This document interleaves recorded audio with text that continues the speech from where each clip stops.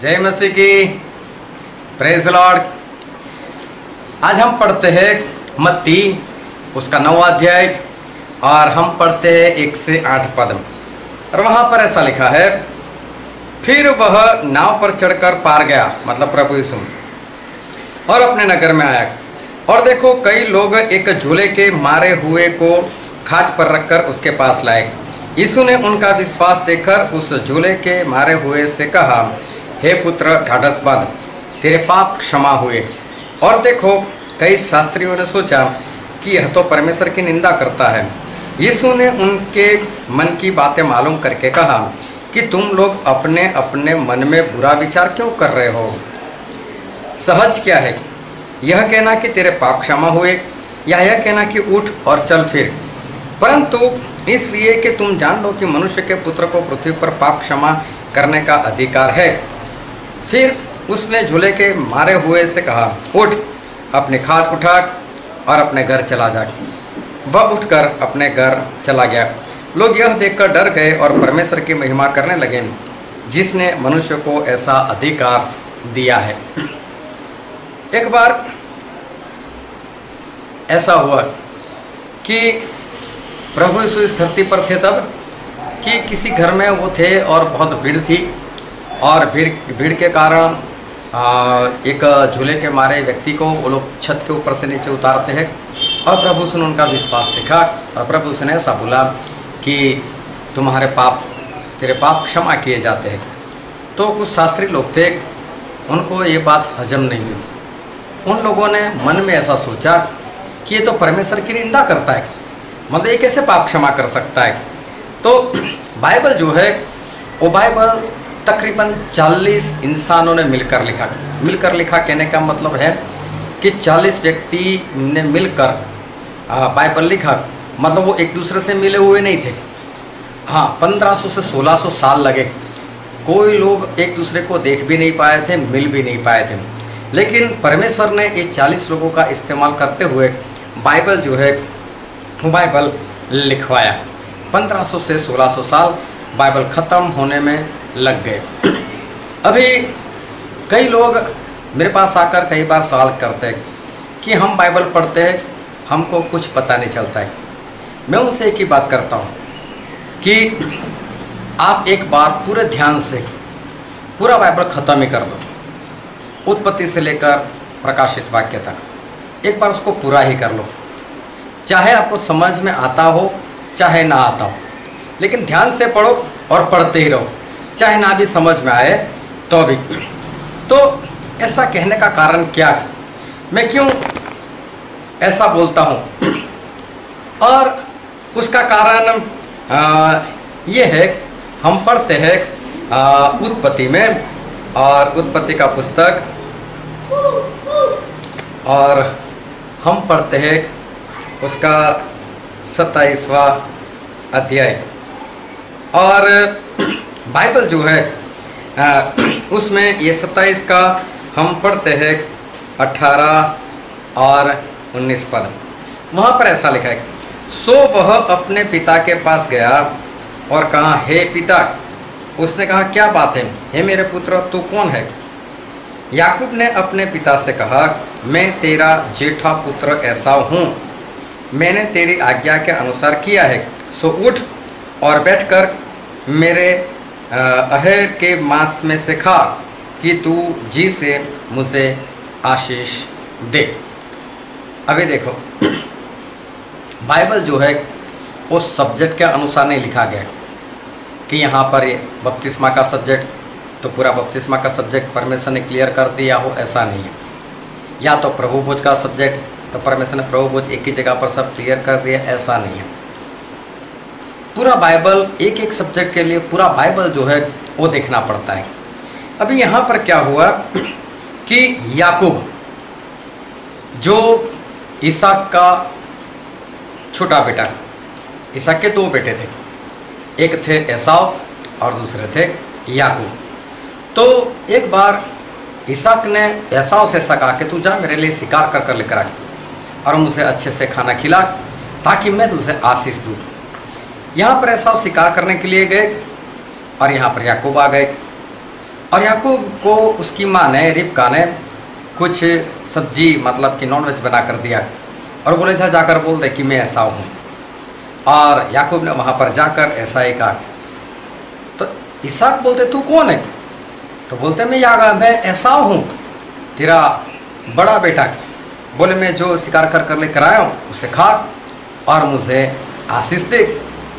तो इसहाक जो है वो याकूब को ऐसा समझकर आशीष देते हैं। अभी जब हम ये बाइबल में पढ़ते हैं, जैसे अभी हमने पढ़ा उत्पत्ति उसका 27 अध्याय 18 और 19, तो वहाँ ऐसा लगता है कि याकूब जो है उन्होंने धोखे से आशीष ले ली। लेकिन अब हम बाइबल में पढ़ते हैं और बाइबल में नए नियम में इब्रानिया उसका 11वां अध्याय और हम पढ़ते हैं उसका 20वां पद। और वहाँ पर ऐसा लिखा है, विश्वास ही से इसहाक ने याकूब और एसाव को आने वाली बातों के विषय में आशीष दी। यहाँ पर लिखा है विश्वास ही से इसहाक ने याकूब और एसाव को आने वाली बातों के विषय में आशीष दी। इसका मतलब इसहाक ने पूरे होशो हवास में ये जानते हुए कि मेरे सामने एसाव नहीं याकूब ही है, और याकूब को याकूब समझकर ही उन्होंने आशीष दी थी। थोड़ी भी गलती इसहाक से यहाँ पर नहीं हुई थी। अभी दूसरी बात, अगर याकूब गलत होते तो क्या होता? क्या परमेश्वर याकूब को साथ देते? लेकिन जब हम बाइबल पढ़ते हैं तो बाइबल से इतना पता चलता है कि परमेश्वर लगातार याकूब के साथ रहे, याकूब को ही आशीष दी। एक भी बार याकूब को ऐसा नहीं बोला कि याकूब तू कहीं पर गलत है। तो देखने जाओ तो याकूब जो है वो कहीं पर भी गलत नहीं है। लेकिन पूरा बाइबल अगर ना पढ़ा हो तो ये बात जो है वो किसी को समझ में नहीं आती। कई बार लोग प्रचार करते हैं और प्रचार भी कैसा करते हैं कि याकूब जो थे वो तो ठग थे। लोग प्रचार करते हैं कि याकूब जो है वो तो ठग थे, लेकिन सही में याकूब ठग नहीं थे। ये वीडियो के नीचे वाले हिस्से में देखो तो मैंने एक लिंक दी है, और अगर उस लिंक के ऊपर आप जाओगे तो वहाँ पर उस लिंक में जो वीडियो रखा है वो वीडियो यही बात बताता है कि याकूब किस तरह से सही थे और याकूब ने किसी को कभी भी नहीं ठगा। इस बारे में वो वीडियो है और मेरे डिस्क्रिप्शन में भी मैंने वो लिंक दे रखी है ताकि आप उस वीडियो को आप देख सको। तो कई बार लोग जो है वो गलत प्रचार जो है वो गलत प्रचार कर लेते हैं कि याकूब जो है वो याकूब एक ठग है। और मैंने एक दूसरी बात भी देखी है इंसानों में, और दूसरी बात क्या है कि लोगों का अपना एक पास्टर होता है। जिस तरह से फैमिली डॉक्टर होते हैं उसी तरह से जैसे एक फैमिली पास्टर या तो अपना एक पास्टर, तो वो पास्टर के इतने दीवाने होते हैं, इतने आशिक होते हैं, पास्टर का उनके अंदर इतना स्थान होता है कि वो पास्टर चाहे पर गलत भी बोल देना तो ये लोग उसको सच ही मानेंगे, और दूसरा कोई जाकर बताएंगे कि नहीं तुम्हारे पास्टर तुम्हें गलत सिखाया तो भी नहीं मानेंगे, बोले नहीं चल। अरे यहाँ तक मैंने तो देखा है कि अगर यीशु मसीह भी ऊपर से नीचे आ जाए और बोले तेरे पास्टर ने गलत सिखाया तो भी नहीं मानेंगे। इतना पास्टर को अपने अंदर समाकर कुछ लोग जो है वो रखते, लेकिन सही में तो ये व्यक्ति पूजा हो गई, इंसान की पूजा हो गई। कई बार लोग गलत भविष्यवाणी कर लेते, वो झूठी भी ठहरती, फिर भी नहीं यही सच्चा, फिर भी यही सच्चा। तो इस तरह से कई लोग जो है वो व्यक्ति पूजा वो करते हैं। लेकिन सही में हमें क्या करना चाहिए, परमेश्वर हमें क्या कहते हैं? और हम बाइबल में ही पढ़ते हैं भजन संहिता और उसका 146 और हम पढ़ते हैं उसका 3 पद, तुम प्रधानों पर भरोसा न रखना। भजन संहिता 146:3, तुम प्रधानों पर भरोसा न रखना, न किसी आदमी पर, क्योंकि उसमें उद्धार करने की भी शक्ति नहीं। ना तो किसी राजा के ऊपर भरोसा कर, ना किसी बड़े इंसान के ऊपर भरोसा कर, ऐसा परमेश्वर कहते हैं। फिर आगे चौथे पद में ऐसा लिखा है कि उसका भी प्राण निकलेगा, वह भी मिट्टी में मिल जाएगा, उसी दिन उसकी सब कल्पनाएं नाश हो जाएगी। चाहे वो राजा हो, चाहे प्रधान हो, चाहे कोई भी हो, परमेश्वर बोलते उसके ऊपर तो भरोसा मत कर, वो भी एक दिन नाश हो जाएगा। उसके पास उद्धार की कोई बात जो होनी चाहिए, वो ऐसी बात उसके पास नहीं है। मतलब परमेश्वर बोलते हैं इंसान को सम्मान करो, परमेश्वर के दास का सम्मान करो, उनको खाना खिलाओ, उनको दान दो, वो सब बात अलग से। लेकिन अगर वो झूठ सिखाता है फिर भी आप उसके पीछे चलो, ये तो व्यक्ति पूजा हो गई, इंसान की पूजा हो गई। ऐसा नहीं होना चाहिए, ये तो पाप है। लेकिन परमेश्वर ऐसा कहते हैं, हम बाइबल में पढ़ते हैं यूहन्ना, और हम पढ़ते हैं उसका 7वां अध्याय और उसका 50 और 51वां पद। यूहन्ना 7, 50 और 51। वहाँ पर ऐसा लिखा है, निकोदेमस ने जो पहले प्रभु से के पास आया था और उनमें से एक था, उनसे कहा, क्या हमारे व्यवस्था किसी व्यक्ति को जब तक पहले उसकी सुनकर जान न ले कि वह क्या करता है, दोषी ठहराती है?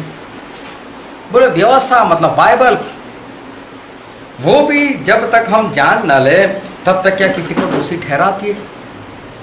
मतलब कि बाइबल भी यही कहना चाहते हैं कि किसी पर ऐसे ही दोष मत लगाओ, ऐसे ही किसी के ऊपर भरोसा मत करो, जांचो, पहले जानो कि सही में लिखा क्या है, उसके बाद ही तुम किसी बात के ऊपर भरोसा करो। पहले देखो कि है क्या।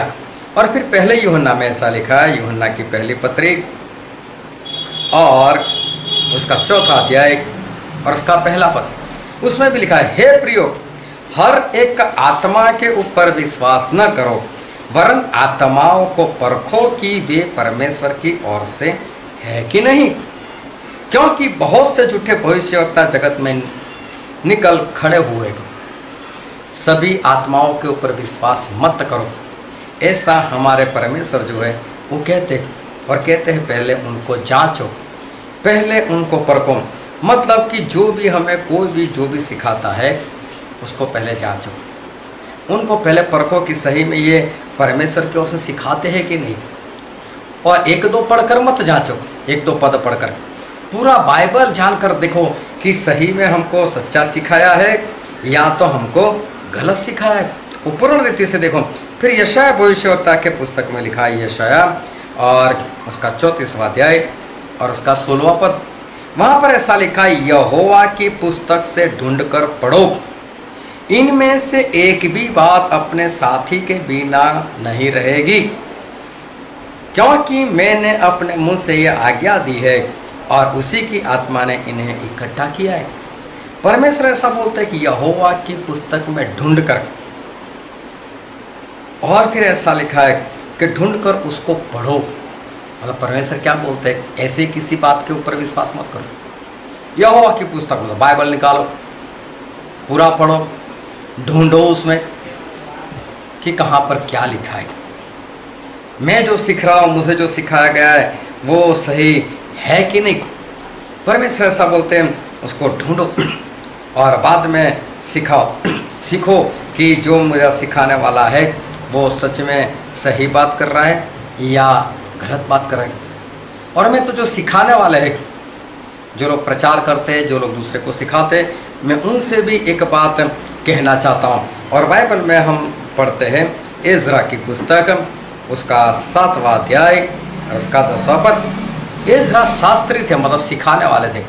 तो एजरा कैसे थे, हम बाइबल में पढ़ते एजरा 7 और 10, क्योंकि एजरा ने यहोवा की व्यवस्था का अर्थ बूझ लेने और उसके अनुसार चलने और इज़राइल में विधि और नियम सिखाने के लिए अपना मन लगाया था।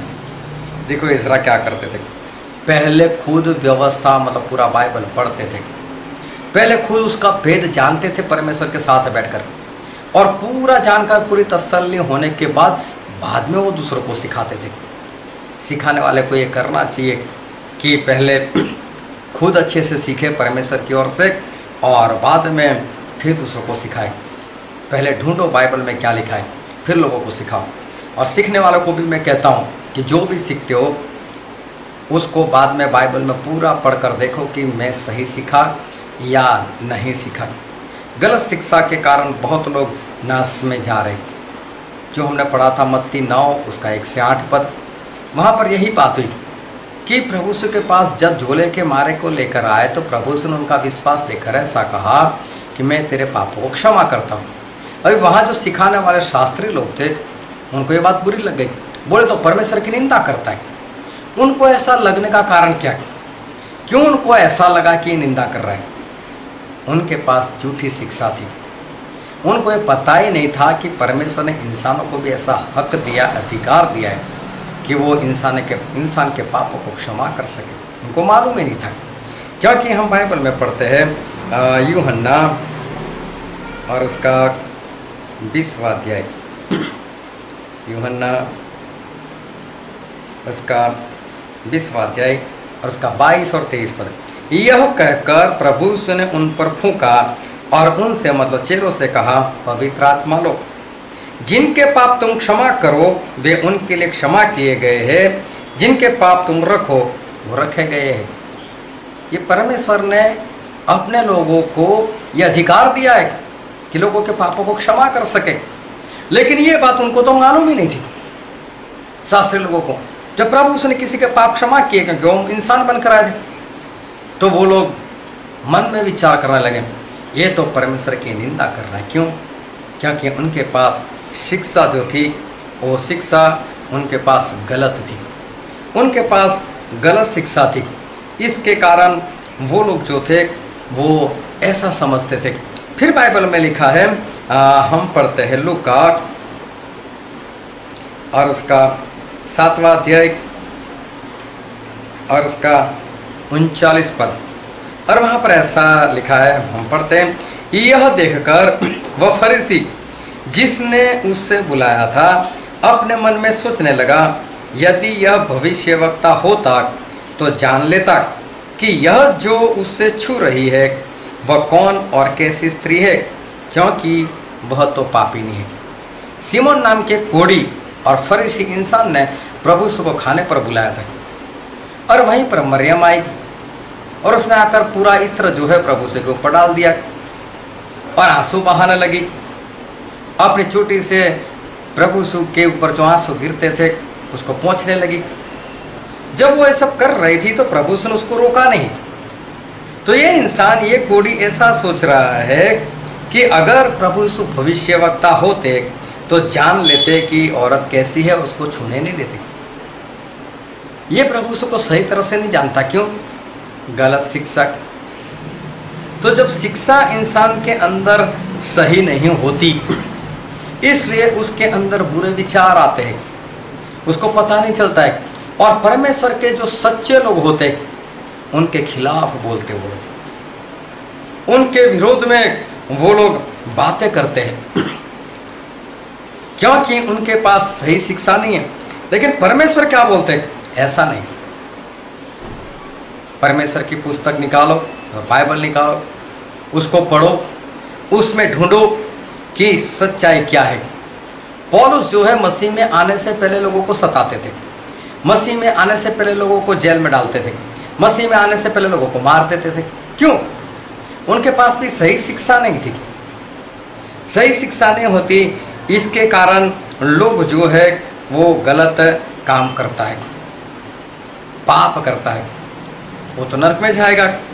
गलत शिक्षा देने वाला वो तो नरक में जाएगा ही जाएगा, लेकिन जो गलत शिक्षा लेता भी है वो भी कौन सा बचेगा। और इसलिए हमें ये करना है कि बाइबल खोलना है, बाइबल को हमें पढ़ना है, उसमें हमको ढूंढना है, परमेश्वर से प्रार्थना करनी है और सच्चाई को जानना है कि सच्चाई सही में है क्या, और सच्चाई जानकर फिर उसके अनुसार चलो, ताकि आपको पता चले। कभी भी किसी का विरोध मत करो, लेकिन जो भी सिखाता है एक बार उसको सीख लो, और सीखने के बाद बाइबल में देखो कि सही में उसने जो सिखाया ऐसा है कि नहीं। अगर वो गलत शिक्षा थी उसको छोड़ दो, लेकिन किसी एक के ऊपर अंध भरोसा कर कर, अंधविश्वास कर कर किसी एक के पीछे मत भागो, लेकिन देखो कि आप जो सीख रहे हो वो सही है कि नहीं। पुस्तक में ढूंढो, बाइबल को खोलो, उसमें ढूंढ कर पढ़ो कि सच्चाई क्या है, और फिर उस सच्चाई के अनुसार चलो। परमेश्वर आपको आशीष दे। आमीन।